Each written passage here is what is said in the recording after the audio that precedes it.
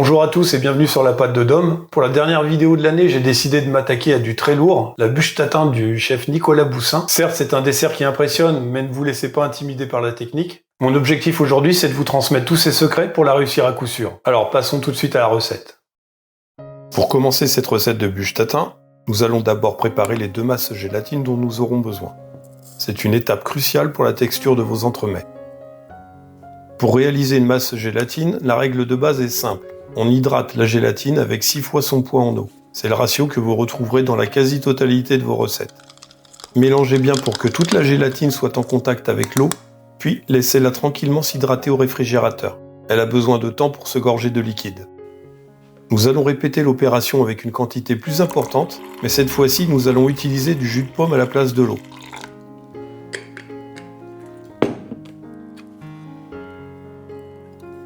Encore une fois, on insiste sur le mélange, puis on place cette seconde masse au froid.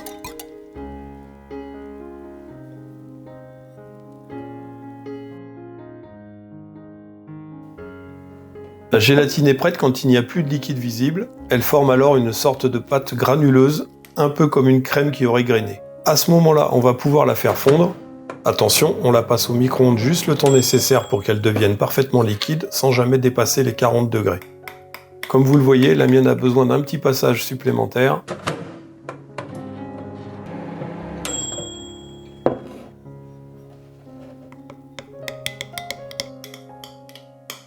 Et hop, c'est parfait. Je peux maintenant peser la quantité de masse gélatine dont j'ai besoin avec précision et la remettre aussitôt au frais. Elle doit se solidifier complètement pour être utilisée.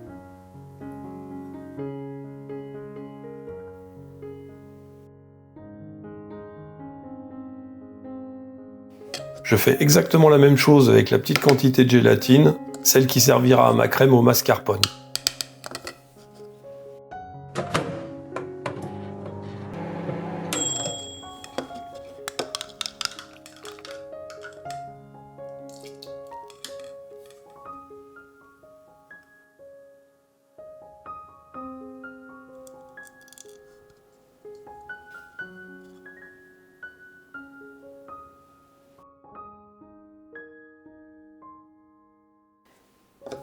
En préparant la gélatine de cette manière, on obtient une masse prête à l'emploi, dosée au gramme près. C'est la garantie d'une texture parfaite.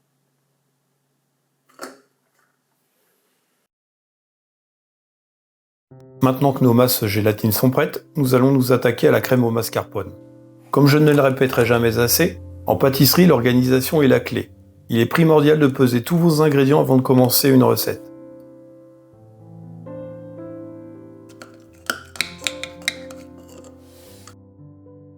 Pour la base de cette crème, je commence par verser le lait dans une petite casserole. J'y ajoute ensuite le sucre en poudre. Je mélange rapidement les deux, puis je les fais chauffer sur feu doux. L'objectif, c'est de faire fondre complètement le sucre sans pour autant faire bouillir le lait.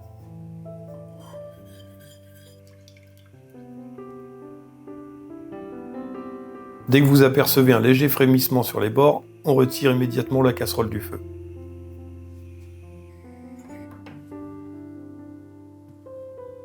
C'est le moment d'incorporer la petite masse de gélatine que nous avons préparée. On mélange bien jusqu'à ce qu'elle fonde entièrement.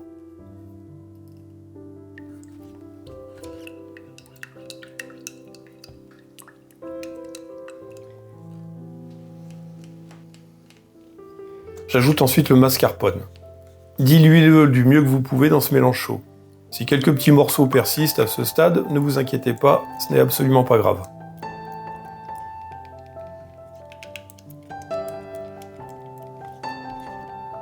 À présent, je verse une petite quantité de crème liquide. Je mélange grossièrement, puis je reverse le tout dans un récipient étroit qui contient le reste de crème froide.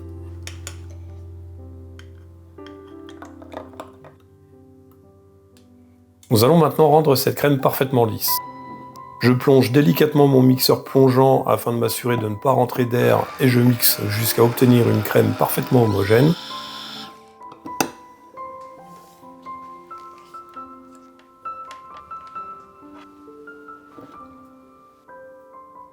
Enfin, je verse le tout dans un récipient que je filme au contact et place au frais jusqu'au lendemain.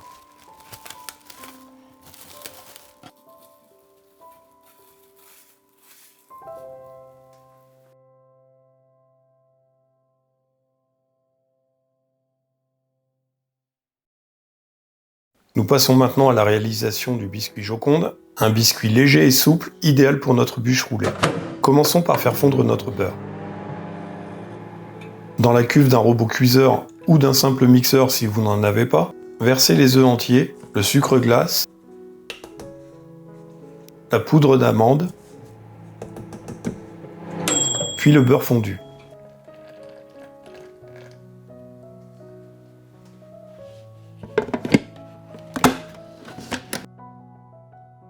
Mixez l'ensemble sur vitesse moyenne.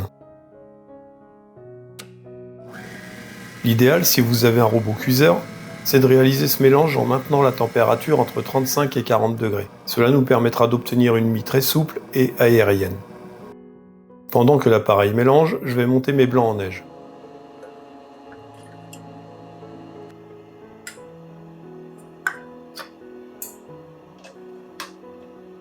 Je les fouette à vitesse moyenne. Le moment clé pour ajouter le sucre est lorsque vous ne voyez plus de partie liquide non mousseuse au centre du fouet. À ce moment-là, on verse le sucre en poudre petit à petit.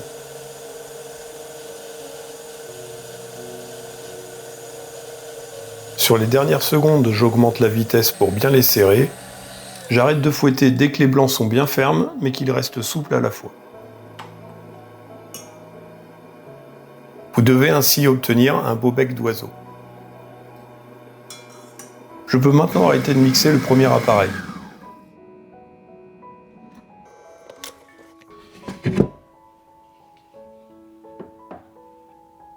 Je verse un tiers de mon appareil sur mes blancs, puis je les mélange délicatement à l'aide de la maryse.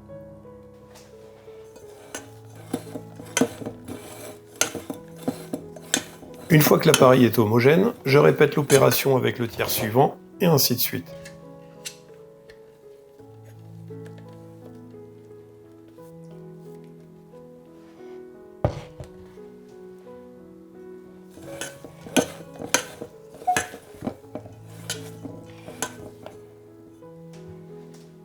Enfin, nous allons ajouter la farine que vous aurez pris soin de tamiser au préalable.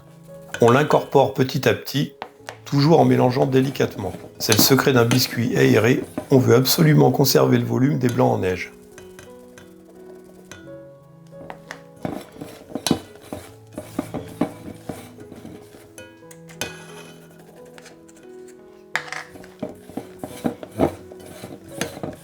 Une fois que le mélange est parfaitement homogène, je le verse sur un tapis à génoise préalablement huilé.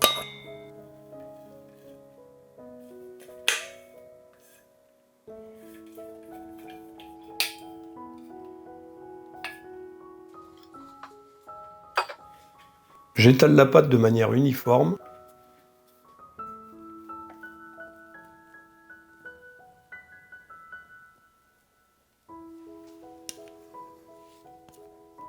Puis je secoue légèrement la plaque afin d'aplanir l'appareil et garantir une épaisseur homogène.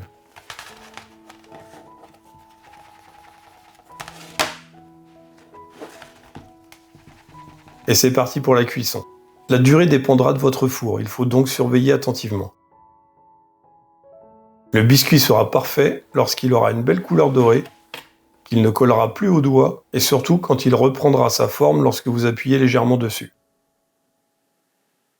Après l'avoir laissé refroidir à température ambiante, je le filme au contact, puis je le place au réfrigérateur jusqu'au lendemain.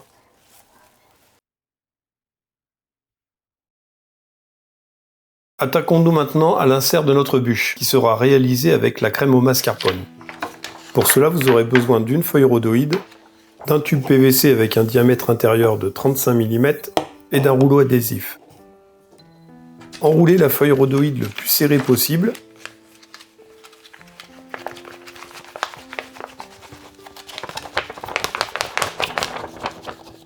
Puis insérez-la dans le tube PVC.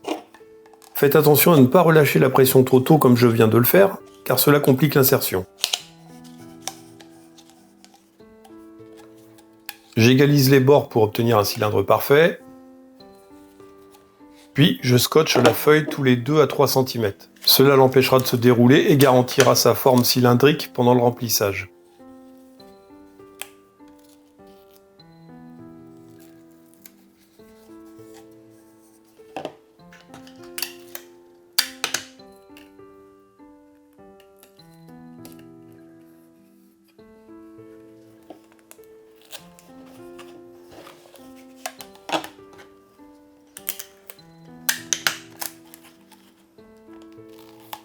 Nous obtenons ainsi un tube parfait de 35 mm de diamètre.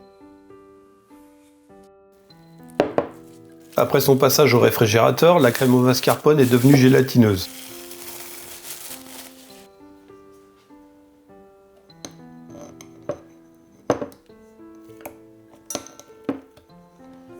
Il est temps de la fouetter pour lui donner une texture aérienne et légère.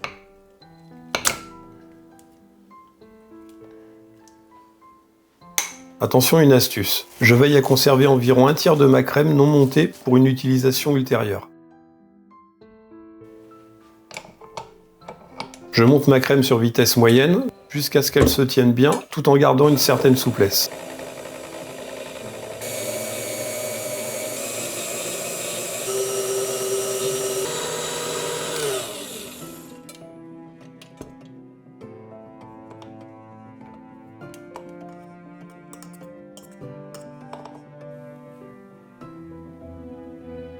Je peux donc à partir de ce moment la pocher.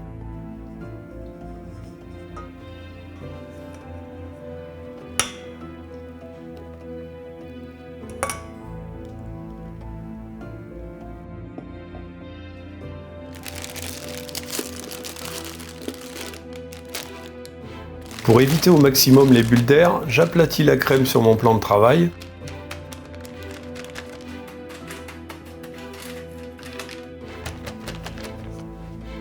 Et je la replace correctement dans la poche à l'aide d'une corde.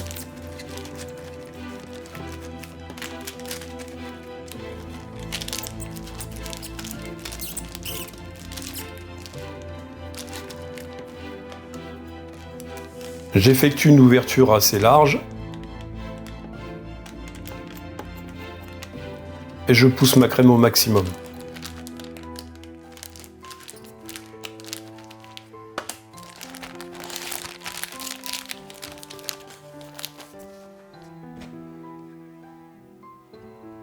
J'enfonce la poche à l'intérieur du tube au maximum pour que la crème ne remonte pas, puis je presse pour garnir complètement le cylindre.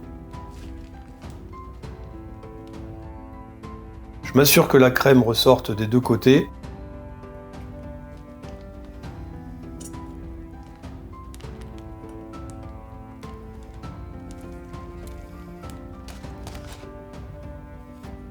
Et je viens ensuite lisser les extrémités.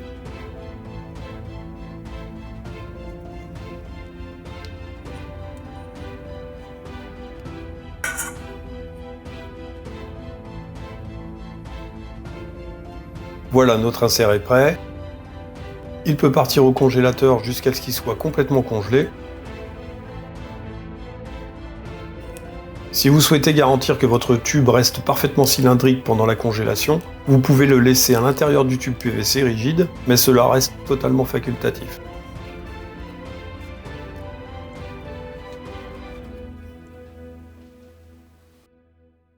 Nous allons maintenant réaliser la base de notre bûche, l'élément qui va apporter tout le croustillant que l'on aime tant. Nous partons sur un délicieux crumble à base de sarrasin. Rien de plus simple. Je commence par verser tous les ingrédients dans la cuve du robot.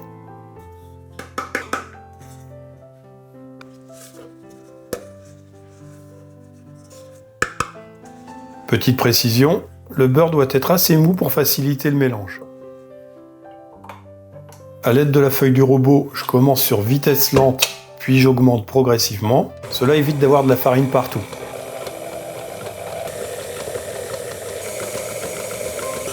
Au bout de quelques instants, la pâte devient très sableuse. Si, comme ici, elle reste sableuse après 3 ou 4 minutes, il est inutile d'insister. Il est préférable de finir le travail à la main. Pour cela, je prends cette pâte sableuse et je serre fermement pour former une boule bien compacte.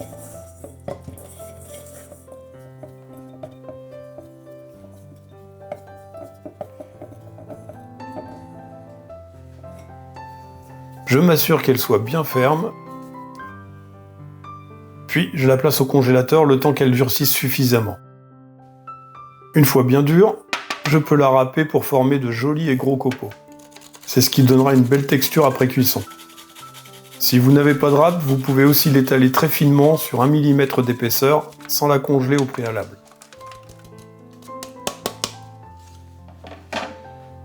Répartissez uniformément les copeaux sur la plaque et évitez les couches trop épaisses. On enfourne ensuite jusqu'à obtenir une belle couleur dorée. Laissez refroidir complètement à température ambiante. Vous devriez ainsi obtenir un crumble assez uniforme.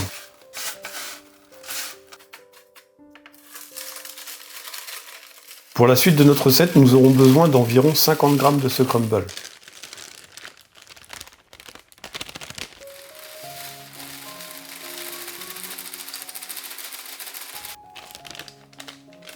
Passons à la consolidation du socle.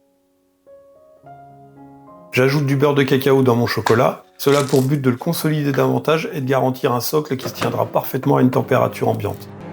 Je fais fondre le tout au micro-ondes en m'assurant que la température ne dépasse jamais les 45 degrés. C'est le secret pour ne pas altérer la qualité du chocolat. J'utilise ici un chocolat caramélisé, mais vous pourriez très bien opter pour un chocolat blanc. Une fois le chocolat bien fondu, j'ajoute mes autres ingrédients. J'écrase grossièrement les cornflakes.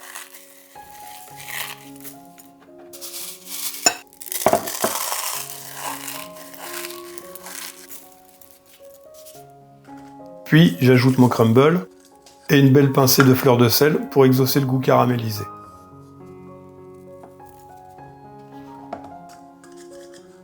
Je mélange le tout délicatement en veillant à ce que chaque morceau soit bien enrobé de chocolat.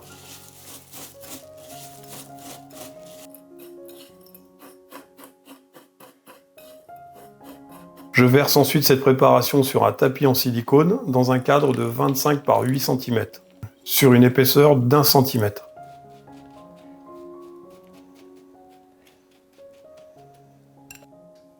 Puis je viens tasser le tout délicatement jusqu'à obtenir un beau rectangle uniforme.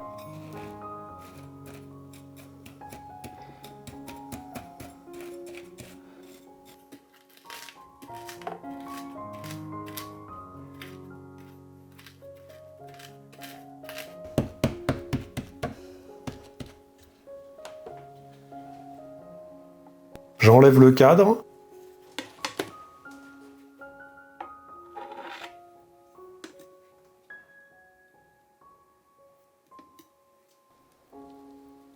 Puis cette structure file au congélateur jusqu'à ce qu'elle soit parfaitement solide.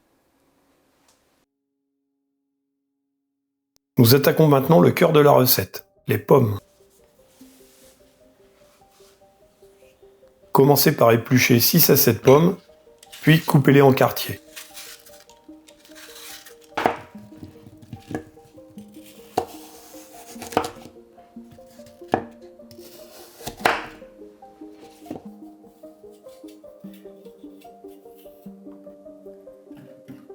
Sur feu moyen, nous allons réaliser un caramel à sec.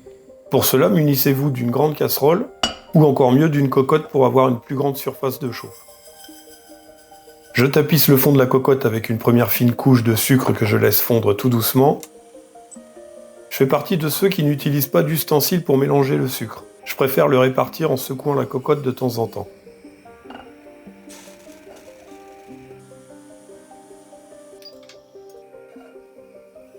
Au fur et à mesure que le sucre est complètement fondu, j'ajoute une nouvelle couche de sucre.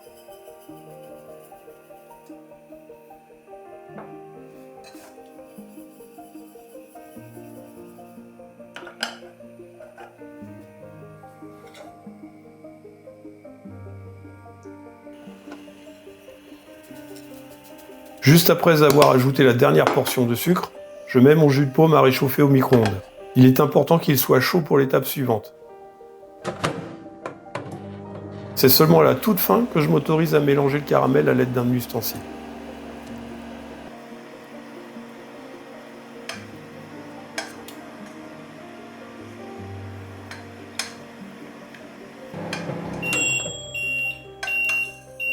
Lorsque le caramel est parfaitement liquide et qu'il a une belle couleur ambrée, je verse le jus de pomme chaud en 3 ou 4 fois.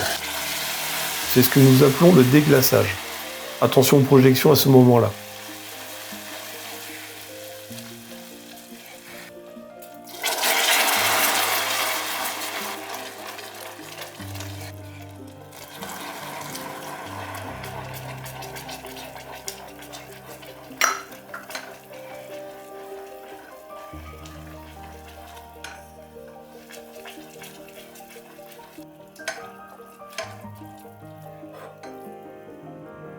Je peux désormais ajouter, mais avec précaution, la grande masse de gélatine que nous avions préparée avec le jus de pomme.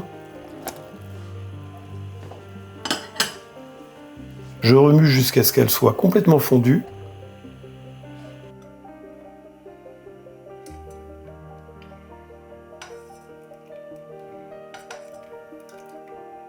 Maintenant, nous allons pouvoir pocher les pommes. Comme il n'est pas possible d'y mettre la totalité des pommes, j'y ajoute uniquement une première moitié.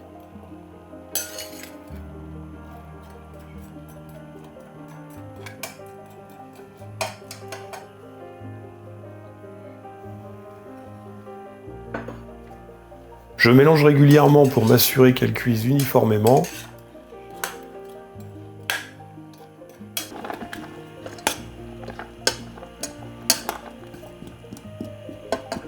Il est tout à fait normal que la préparation mousse. Cette opération peut durer 10 à 15 minutes, donc il faut être patient.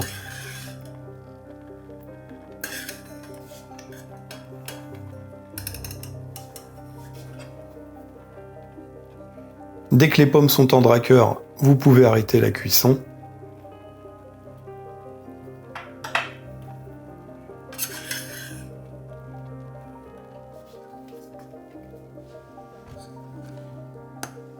Enfin, je les laisse égoutter sur une plaque perforée et je pourrai les utiliser lorsqu'elles seront tièdes.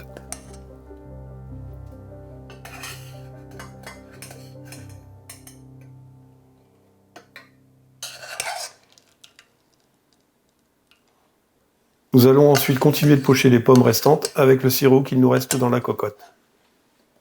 Passons enfin à la partie la plus technique et excitante, le montage de la bûche. Sortez le biscuit Joconde du réfrigérateur et retournez-le sur une grande feuille de papier cuisson.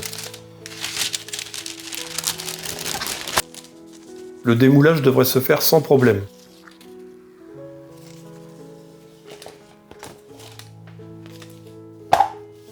Nous allons détailler un rectangle de 15 par 25 cm, si possible au centre du biscuit, là où l'épaisseur est la plus régulière.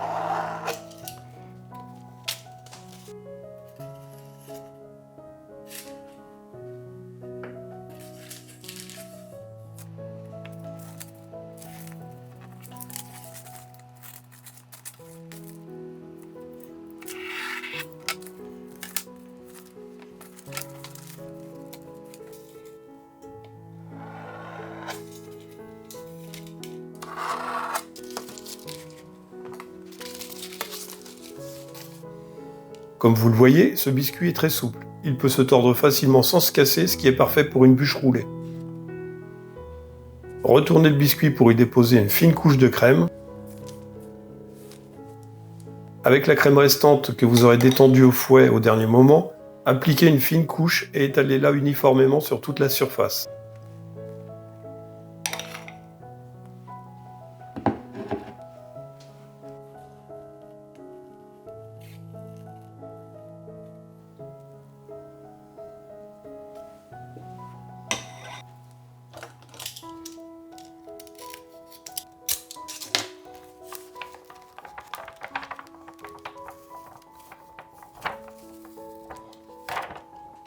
Maintenant, on dépose l'insert congelé à 2 ou 3 cm du bord.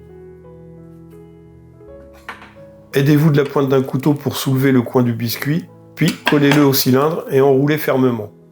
Attention à ne pas trop écraser le biscuit.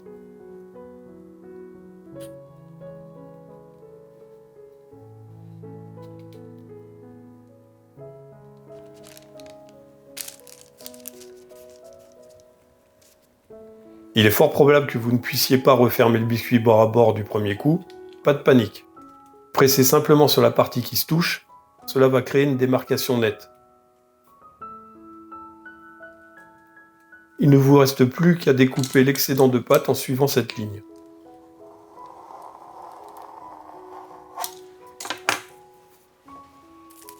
Désormais, le biscuit se referme parfaitement bord à bord.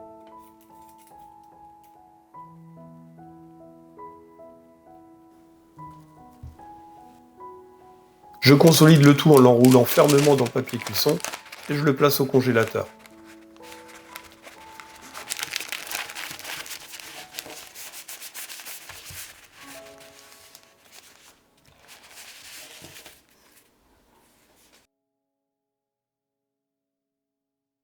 L'étape suivante consiste à enrouler les pommes pochées autour de ce cylindre. Pour cela, il vous faudra une nouvelle feuille rhodoïde de 25 par 40 cm et un cadre de 25 par 18 cm sur une épaisseur d'1 cm.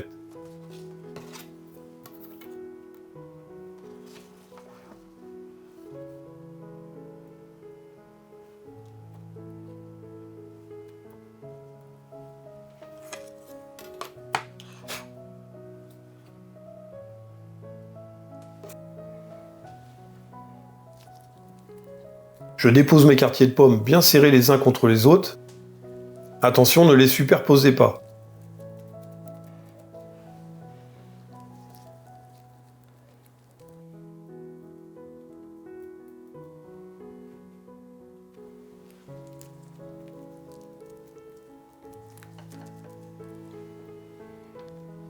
Si vous avez de gros espaces, vous pouvez les combler avec les chutes de pommes, mais moins vous aurez à le faire, plus votre bûche sera jolie. Une fois la surface couverte, déposez une feuille de guitare ou un papier cuisson par-dessus et écrasez l'ensemble à l'aide d'une plaque. Cela permet de consolider et d'homogénéiser l'épaisseur de la couche de pommes. Retirez délicatement la feuille de guitare.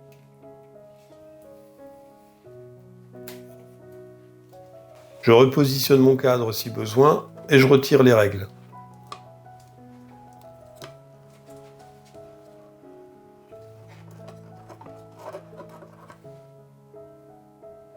À présent, je dépose le cylindre à 5 cm du bord.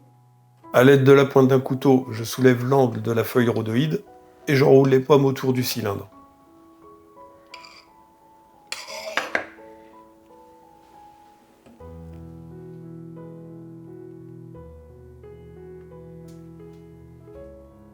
Exercez une pression régulière et serrez assez fermement.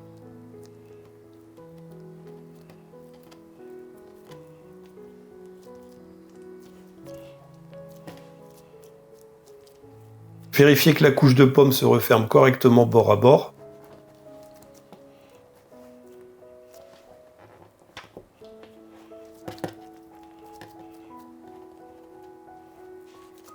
Je replace les quelques quartiers de pommes qui pourraient ressortir sur les côtés.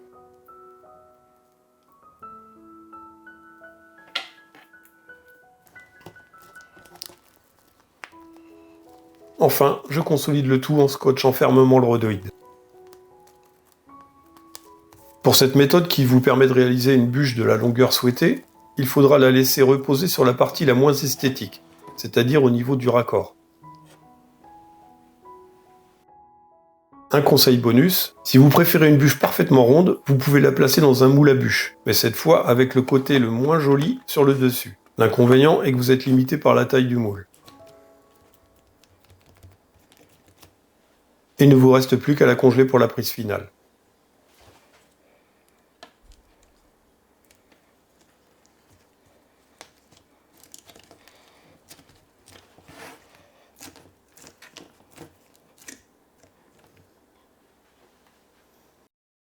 Ne jetez pas les chutes, elles pourront servir plus tard.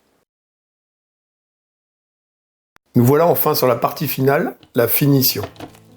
Sortez la bûche du congélateur, puis retirez délicatement le rhodoïde.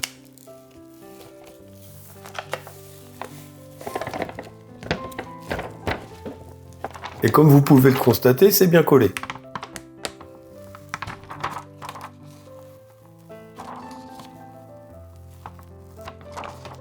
Je commence par vérifier que la bûche ne présente pas de trou trop important. Si c'est le cas, vous pouvez toujours les combler avec les chutes de pommes restantes. Sachez cependant que cela n'est pas toujours très esthétique à la fin.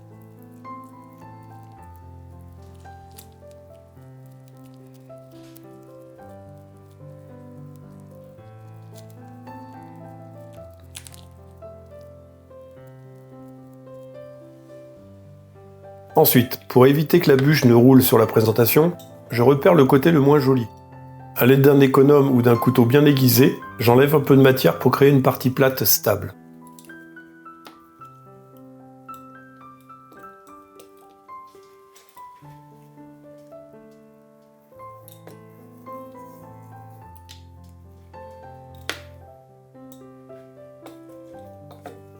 C'est à ce stade que vous pouvez choisir de couper les extrémités pour avoir des bornettes, ou bien de le faire après le nappage. C'est selon votre préférence.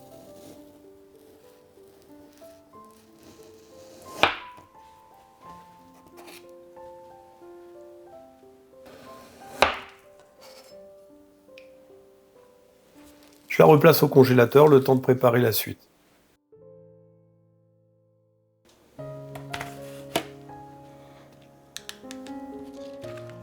Regardez, le socle est désormais un bloc unique et solide. Je peux le déposer sur son support final. Enfin, nous allons appliquer un nappage neutre. Je l'utilise aux alentours de 35 degrés sur la bûche encore congelée. L'idéal serait de le réaliser au pistolet, mais pour cette vidéo, j'ai opté pour la simplicité. Vous retrouverez d'ailleurs la recette de ce nappage neutre dans la description de la vidéo.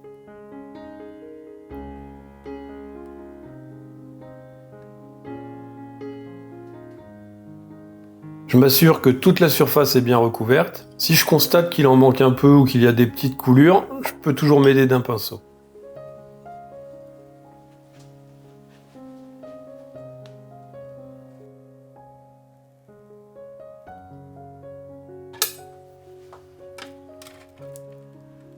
Il ne me reste plus qu'à transférer la bûche avec précaution sur son socle croustillant.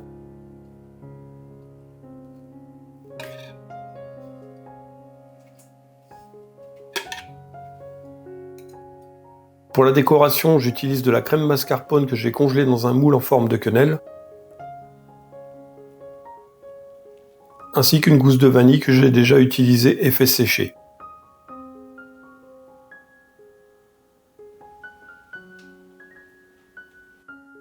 Et voilà, le travail est terminé. C'est à votre tour de jouer pour réaliser cette magnifique bûche tatin et épater vos invités. N'oubliez pas de liker cette vidéo si vous l'avez aimée, bien sûr. Je vous souhaite de belles et heureuses fêtes de fin d'année et vous dis à très bientôt pour une nouvelle recette.